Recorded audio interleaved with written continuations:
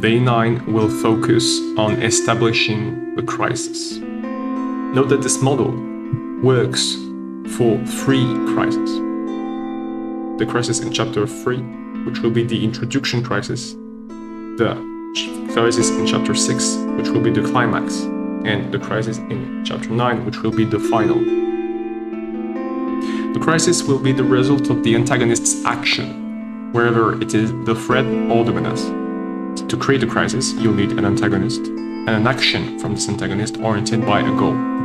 The crisis should have an impact on the world, namely on its atmosphere, on its people, on its landscapes and landmarks, and on its organizations. These organizations should respond because the crisis happened.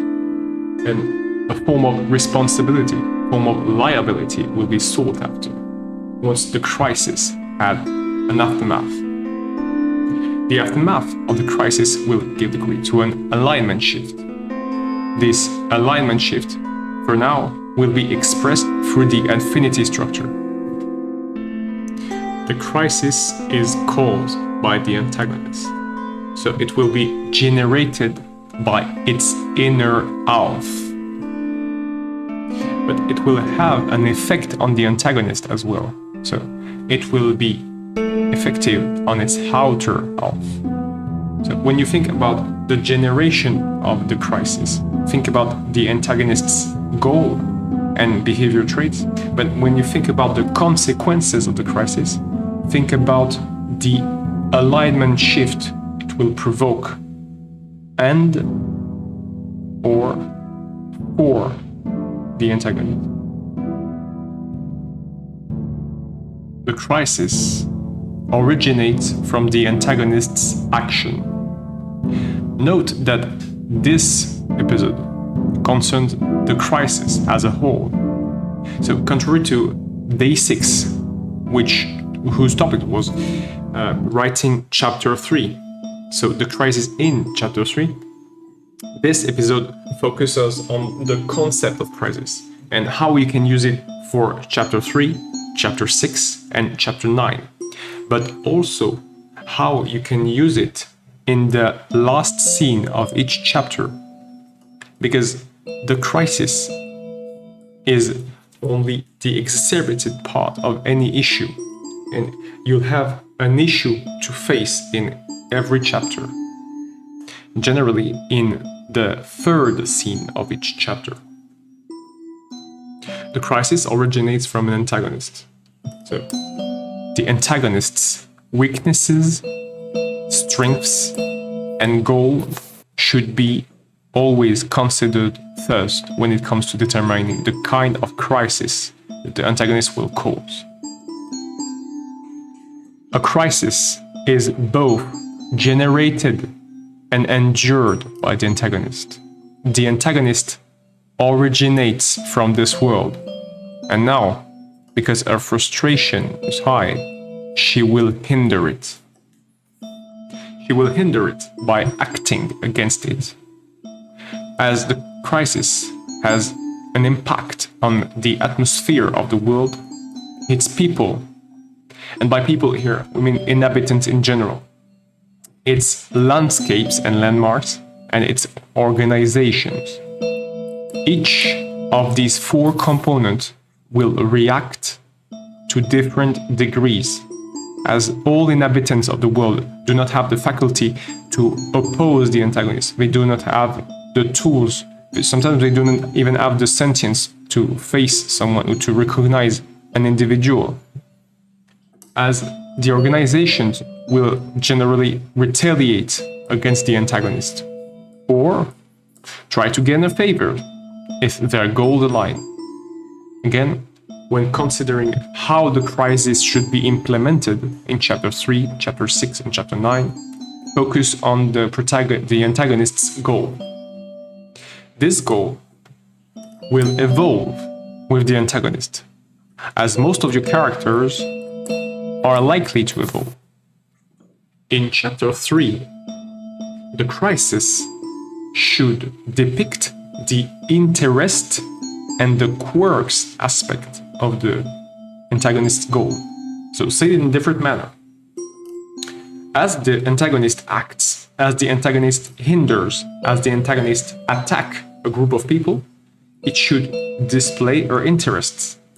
For example, the antagonist may attack a settlement because she needs a resource in the settlement, or she may act against a settlement because the people of the settlement have previously faulted her, and so it's a retaliation in itself. So the interests is the mental part here. The quirks would be the weapon she used, the mean of attack she used, the tools she used. So it's the visible, the physical part in this topic. It will not always be that opposite. The interest can be displayed physically, and the quirks can be purely mental. But for now, we'll keep this physical mental separation. As the antagonist evolves through the story and her goal becomes clearer to the protagonist, namely, her needs may appear in chapter 6 in the climax, and even later in chapter 9 to 10. The relationship, the clearest aspect of the relationship to the protagonist, even maybe the mirror dimension, will be displayed. The goal of the antagonist is key in the understanding of the crisis and in the versatility of implementations.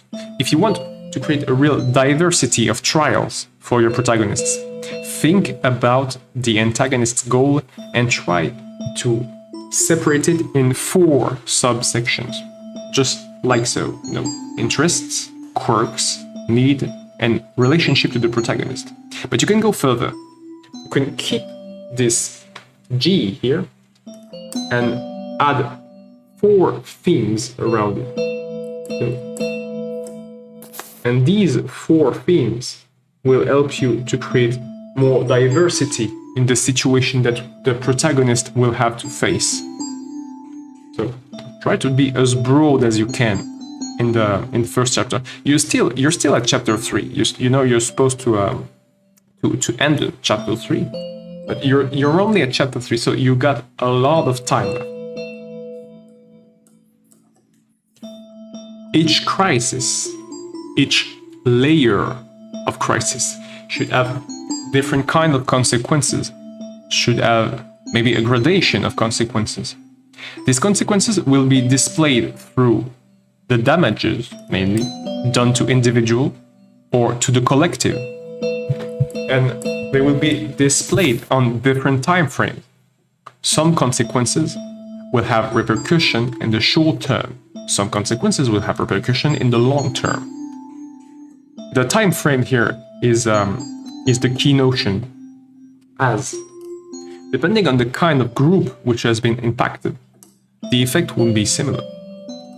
If the atmosphere has been impacted, the time frame will probably be the largest, since now the whole world in its ecology is impacted. If it has consequences on the people, the time frame is shorter, because these living beings are not supposed to live for very long. It can have an impact on the species, of course, but that will fall into the organization category, because species is the most collective aspect of in terms of living beings. So it will fall into the organization category. It can have an impact on the landscape, and here again you can create a hierarchy. So if the acts of the antagonist have an impact on the atmosphere, they have an impact on the planet itself, on the highest degree of what the planet can suffer from. If it has an impact on the landscape, they have an impact on the architecture of the planet, so on the inert part of the planet. It can even modify the planet's structure. And if it has an effect, consequences on the people and on the organization, they have the shorter, in terms of time frame, kind of effect, the most limited kind of effect on the planet. But again, in most of our stories, the consequences the effect, the hindrance, the damages will be related by the people. So you will want to learn to balance this short-term and long-term, whereas individual peoples or groups of peoples will be the shortest term and atmosphere will be the longest term. Because you want to create a diversity of trials, so a diversity of crisis, but also a diversity of consequences. And if you plan to make a long series, a very long series, the effect of one character or a group of characters, because one character may be a little bit tenuous, but the effect of the acts of a group of characters should be visible on the world as a whole. The consequences of the crisis have been established. Were they intentional or were they unintentional? Crises will damage the world. Every time a crisis happens, it should damage the world of your story. At whichever scale you choose the damage to be, but there should be a form of damage. There should be a form of pain. Again, independent of the scale and independent of the victims. Now, the damage can be caused to an individual, can be caused to the collective, and it can be caused to the environment. Here, we'll separate these three categories. Individual damages will or may lead to retaliation.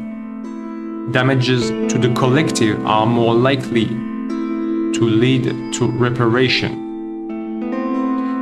Now, the distinction here is only conditional, because in both cases, an individual or the collective may want a reparation or they may want a retaliation. No, and we're gonna separate retaliation from reparation because they won't be treated in the same manner here. So, where does that leave? The damage to the environment. Let's suppose the damages are fully intentional. The damages are fully expected. The damages are likely to generate a sense of vengeance. No, if the attacks were fully intentional, if the crisis was fully deliberate, the antagonist might be entitled to retaliation. If the damages were at least partially unintentional, at least partially unexpected, the antagonist may not be entitled to retaliation. She may be entitled to heavy damages, heavy reparation, a large source or a larger form of compensation. Now, what if the damages were predictable, so they were expected, but part of them was unintentional? What if they were unintentional and unexpected, but the original intention has generated these consequences? What if they were intentional, but at the same time you couldn't expect some of the damages? And it's not the same as partially unintentional. No, because the generating factor, the original act, was intentional, but the antagonist could not predict how effective the damage would be, how broad, widespread they would be. This is where interest comes to the story. This is where the story becomes highly engaging for the public. When your characters do not control the situation, at least in terms of consequences. Because for now, your antagonist may have control the initiating factor. She may have been completely in control of the initiating factor. And let's suppose that the protagonist opposes her, because that's the role of the protagonist here. And the protagonist opposes her, and she aggravates the situation. To some extent, she will save the people she was supposed to save, because that's the protagonist's function. But the role of the protagonist, and here, I'm not saying that protagonist is a role, but the role of the protagonist may be rival, for example, as we use in this whole course. By the nature of this role, the protagonist may cause more harm, not directly to the people she was supposed to save, because she saved them, but maybe, to get back to the mine example, to the environment in which those people were evolving.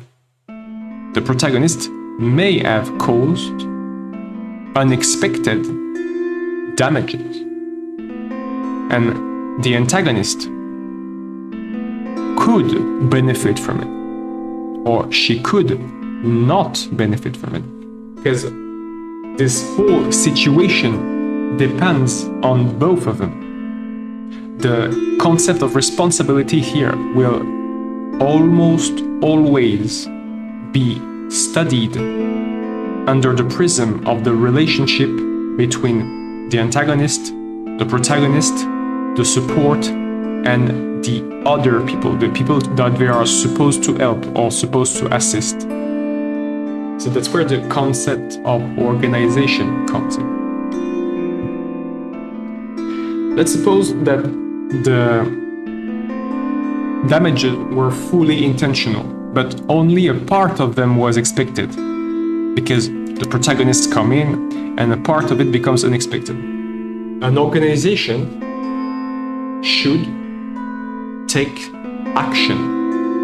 An organization should react. For example, the people of the mining settlement, they will have to react. Maybe there's an association of miner, or there's a nice association of trader which was making a lot of profit from this mine, but which was not directly linked to the settlement.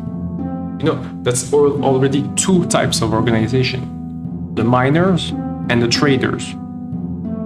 There can be another organization involved, an organization which we will only see later in the story. But let's suppose that this ore, this mineral, was used in the confection of a specific tool. The company which creates this tool will now have some dropping profits. You can add as many organizations as you wish, really, in every due situation. I think a maximum of 10 would be suitable if it's your first project. But let's suppose you have at least 2 organizations in a due situation to create more conflict. Here, the damages are caused to the people of the settlement, the miner, which are already a different group of people because they are professionals here, not only their families, the traders, so it's 3 already, so the people of the settlement, the miners, and the traders. So what else do you need? The antagonist and the protagonist will have to interact with both of these, but with these 3 groups. And in their interaction with those 3 groups,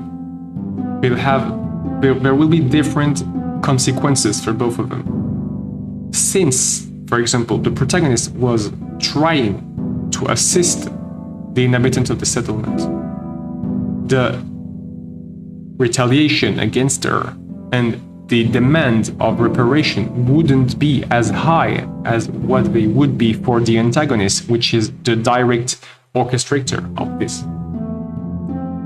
Now, think that organizations, especially when the damages and the issues become unintentional almost, or at least partially, the organizations will have to make use of a hierarchy system to create fast decision, efficient decision. So in most cases, a vertical hierarchy would be the simplest, easiest kind of hierarchy to implement. And when it comes to prerogatives, the duties of the leaders of these organizations will force them to act fast. So there are two things to remember from this responsibility part. First, the damages are can be caused by any actor to the event. So it can be the antagonist, it obviously will be the antagonist, but it can be the protagonist also, and it can be the organizations which are part of the event. So you have three potential sources of damage. That's the first thing. The second thing is, once a damage has been constated, the response should be quick. The response should be quick, and the response should be appropriate to the context of the world. So intentional here and unintentional, expected and unexpected, should be defined by the world's standards. So if the damage was intentional and unexpected, if the damage was intentional and expected, or unintentional and expected, all of these four combinations should be defined by the world standards so that the answer will be fast.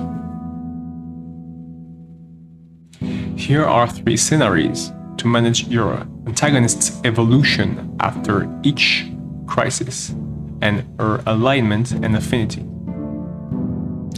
In the unity scenario, the antagonist and the protagonist begin as foes. In this configuration, the antagonist and the protagonist have their traditional position. They're opposed because of their function. Generally, the support will also be an opponent of the antagonist, as the support will gradually align with the protagonist. After the first crisis, chapter 3, the antagonist may gain more support or may gain her first supporter. So during chapter 4 and 5, the antagonists will get allies. After chapter 6, the climax, the relationship between the antagonist and both the protagonist and the support may shift. They may both decide to join her, or they may both convince her to join them, in whichever order. So after chapter 6, the protagonist may want to recruit the antagonist. The support may still be hesitant because they've faced the antagonist before and she may be more cautious than the protagonist. These goes with their roles, not with their functions. If your protagonist is a rival, she will be more inclined to trust. If your support is an enticer, she will be less inclined to trust, an enemy that has already proved her position as an enemy. In this configuration, you have a team of 4 characters: the protagonist, the support of the protagonist, the antagonist, and the support of the antagonist. So these 4 characters will form a team which is likely to defeat the menace. The second scenario, the dissension scenario, is more traditional. Because in this scenario, the antagonist and the protagonist will be separated, or will be in a separation of dissension up to the end of the story. So they will be foes up to the end. When it comes to the protagonist support, the support starts as an opponent. as usual. And only after chapter 6, the opponent will decide to become definitively opposed to the antagonist, because now she has the confirmation that the antagonist is an enemy. Same thing on the other side for the antagonist's support. After chapter 6, she will take the decision to befriend her and to transition from a simple ally to a companion. So this scenario is the most straightforward. It's the easiest to implement. Between chapter 1 and 5, protagonist, antagonist, enemies, antagonist, support, opponent. After chapter 6, two factions. You have two groups of two characters which will oppose each other. Of course, you can add more characters to each of these groups, but these four will be the main forces. Finally, we got the peace scenario, which is the less likely of these three to be in one of the earliest projects. And if you want a challenge, you'll try this one. You'll try this one first because it's the most difficult to implement if you're a beginner. Now, you may also want to start your writings with a trilogy. And so in each of your 3 books, you implement the unity, then the dissension, and finally the peace. And you've got this 3-act structure in your 3 books. If you do it this way. So, unity was a form of peace, but complete. The peace scenario will make it incomplete, somewhat. Now, the opposing force in this scenario is the menace, not the threat anymore. The threat here will only survive up to chapter 6, because now the menace will get rid of her. In terms of relationships with the 3 other characters, the protagonist will originate as an opponent, just like the support, and then will transition into a friend, because she will develop her empathy for the antagonist, just like the support, after the antagonist has been defeated by the menace. The antagonist's ally, which she may have recruited at any point between chapter 1 and chapter 5, will decide to join the protagonist and her support, forming a group of 3 characters: protagonist support, antagonist support. And this group of 3 characters will then oppose the menace. The menace here will take the function of antagonist, as it is here the final antagonist of your story. And she will continue to hinder the protagonist, her support, and the antagonist's support.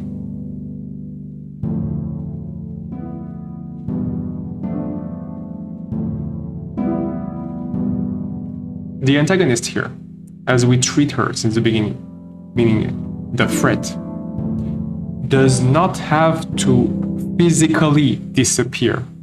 No, she can be engulfed by the menace. So, in another way, she may not die. She only needs to be defeated. But again, this defeat is only a defeat of ideal. She can become the impersonation of the menace. So she can become something that she did not initially desire to be, but ended up to be.